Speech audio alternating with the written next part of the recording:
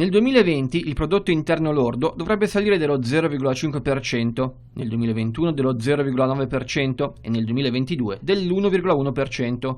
Queste le proiezioni contenute nel bollettino economico della Banca d'Italia.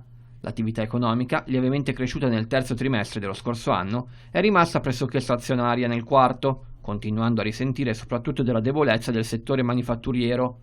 Nel corso di quest'anno, gli investimenti, pur risentendo ancora dell'incertezza, possono trarre impulso dal progressivo recupero delle prospettive di domanda globale, da condizioni di finanziamento espansive e dal calo dello spread.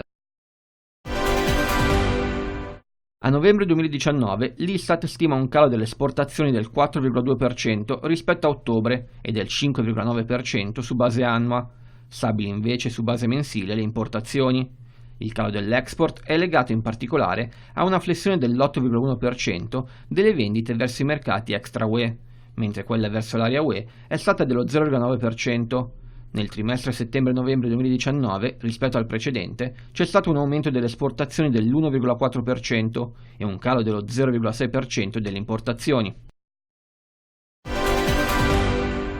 A dicembre, secondo i dati dell'Istat, accelera l'inflazione. L'indice dei prezzi è salito dello 0,5% su base annua rispetto allo 0,2% del mese precedente. Su base mensile l'incremento è stato dello 0,2%.